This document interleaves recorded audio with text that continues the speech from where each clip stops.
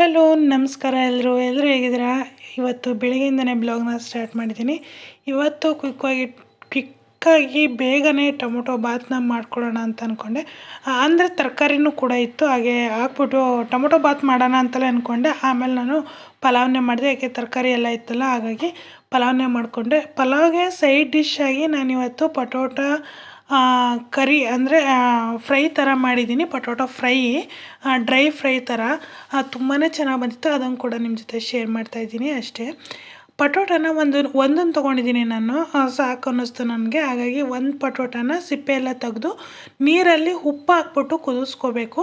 ಒಂದು ಚಿಟಿಕೆ ಉಪ್ಪು ಹಾಕ್ಕೊಂಡ್ರೆ ಸಾಕಾಗುತ್ತೆ, ರುಚಿಗೆ ತಕ್ಕಷ್ಟು. ಆಮೇಲೆ ಮಸಾಲೆ ಎಲ್ಲ ಸೇರಿಸ್ಕೋತೀವಲ್ಲ, ಆ ಟೈಮಲ್ಲಿ ಕೂಡ ಉಪ್ಪನ್ನ ಸೇರಿಸ್ಬೇಕಾಗುತ್ತೆ. ಹಾಗಾಗಿ ಇಲ್ಲಿ ಒಂದು ಚಿಟಿಕೆ ಉಪ್ಪನ್ನ ಹಾಕಿ ಸ್ವಲ್ಪ 1-2 ನಿಮಿಷ ಇಲ್ಲ 1.5 ನಿಮಿಷ ಕುದಿಸ್ಕೊಂಡ್ರೆ ಸಾಕಾಗುತ್ತೆ. ಇಲ್ಲಿ ನಾನು ಸ್ವಲ್ಪ ಗರಂ ಮಸಾಲ, ಅಚ್ಚ ಖಾರದ ಪುಡಿ, ಸ್ವಲ್ಪ ಧನಿಯಾ ಪುಡಿ, ಸ್ವಲ್ಪ ಅರಿಶಿನ ಪುಡಿ ಸೇರಿಸ್ಕೊಂಡು ಸ್ವಲ್ಪ ಇದಕ್ಕೆ ಆಯಿಲ್ನ ಕೂಡ ಸೇರಿಸ್ಕೋಬೇಕಾಗುತ್ತೆ. ಈಗ ರುಚಿಗೆ ತಕ್ಕಷ್ಟು ಇನ್ನೊಂದು ಸ್ವಲ್ಪ ಉಪ್ಪನ್ನು ಸೇರಿಸ್ಕೋಬೇಕು, ಯಾಕೆಂದರೆ ಉಪ್ಪು ಕಡಿಮೆ ಬಂದುಬಿಡುತ್ತೆ.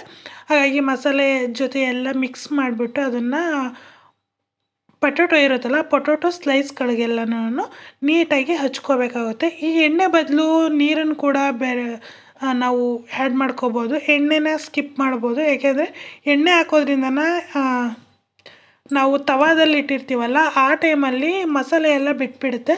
ಹಾಗಾಗಿ ನೀರು ಬೆಟರ್ ಅನ್ನಿಸ್ತು, ಏಕೆಂದರೆ ನಾನು ಎಣ್ಣೆ ಯೂಸ್ ಮಾಡಿದ್ರಿಂದ ಮಸಾಲೆ ಎಲ್ಲ ಎಣ್ಣೆಯಲ್ಲಿ ಬಿಟ್ಕೊಂಡ್ಬಿಟ್ಟಿತ್ತು. ಇದನ್ನೆಲ್ಲ ನೀಟಾಗಿ ಮಿಕ್ಸ್ ಮಾಡಿ ಈಗ ತವಾ ಮೇಲೆ ಹಾಕಿಬಿಡೋಣ.